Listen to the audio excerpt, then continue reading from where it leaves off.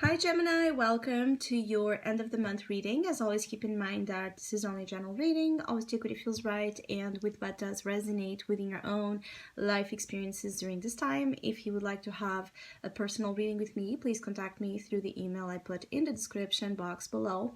For the month of December, as usual, I have a special sales offer available and it's inspired in the current Sagittarius season we are on. If you would like to know more details about it, you can read in the description box or you can email me with your questions. And if you would like to donate and support my channel, you can also do that by following the PayPal link down below, where you can also find all the current list of reading services I offer. And as usual, at this time of the year, I'm going to make it available a yearly reading, chapter 22. So if you'd like to know what kind of energies and main themes are to be expected for that new year cycle for you, just check down below all the info. So I'm going to be channeling the messages that are coming through intuitively for the collective of your sign for the next days and weeks, and then we're going to tie it together with the cards that will be showing up. So I do feel like definitely for many of you, love is on your mind. There's a lot you're considering when it comes to love and what love means to you, what kind of quality of relationships you have right now, wondering for many of you why you don't find it, or trying to make those you cherish even better. So there's a lot of things that you're just contemplating that has to deal with love, that has to deal with affection and emotional connectedness with other beings, that it's important to you. I feel like there's something here about you and another person at far. So there could be a sense of distance with a significant other that is also important for many of you. You could have like a long distance relationship, or you have been distanced from a loved one, and this is just important for some reason for some of you. For others, is the feeling that you're going to be shown, or there's going to be indications that the person you're attracting into your life in terms of love, romantic love, might not be in the same physical place that you are, but it's in the horizon. So I keep getting, like, for many of you, the year of 2022, for those that are single, can actually bring love closer into your life, bring here the opportunity for you to manifest an important relationship. There's something here about kindred spirits, relationships. Also, there's this theme of relationships that favor you versus relationships that don't, especially with the Five of Swords here. So you might need to let go of some connections in order to attract better ones, especially connections in which you find that there is a lot of selfishness. For some of you, in even abuse, aggressiveness, some things you have been tolerating that are, you know, a big no-no in terms of what you're now coming to the understanding love is really about, especially in the format that it has to have for you to be functional, to be healthy, to be wise, to be healing, to be empowering. Five of Swords. Okay, you might have people also around you right now that are giving you a hard time.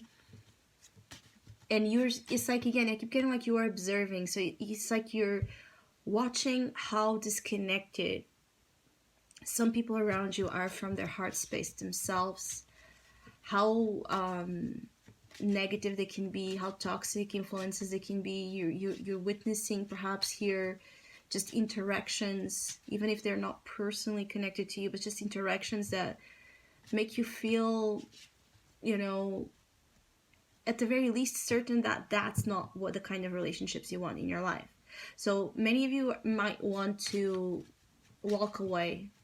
Really, I feel like this disappearing act. So you might ghost people during this time, those that in which you don't find that heart connection. For some reason, the heart is so important for many of you Geminis right now. And there's a lot of inspiration as well that some of you are gathering. So you can be watching a lot of documentaries, movies, or listening to a lot of music that makes that heartbeat and that warmth in the heart space take place, where you find also a lot of inspiration. It is important for you to, in order to find the right connections in your life, you need to be creating with your heart. All right, so you need to really place, you need to be love to attract that love. But more than ever, that might be not just a cliche saying we all hear, or a spiritual philosophy, or whatever you want to call it. There's something here about you really putting that to test, to be proven that there's another side to connections in a relationship that is much better, that they do exist. I also feel like some of you are in this quest, like, to prove that love exists, or to love is real, that it's possible, that it's attainable for some of you to actually get someone or people in your life to be in that same frequency that matches your own. You also have here the Eight of Swords, which is interesting. You can find yourself trapped in the middle of conflict right now.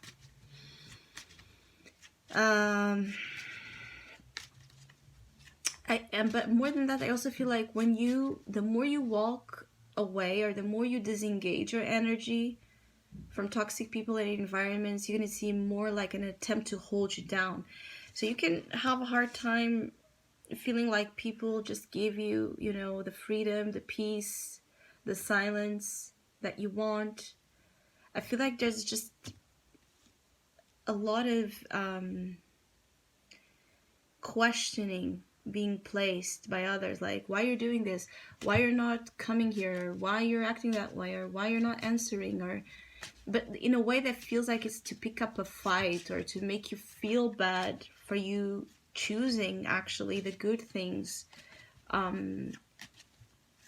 It's like wanting to make you feel bad for choosing the good and not the bad side of it.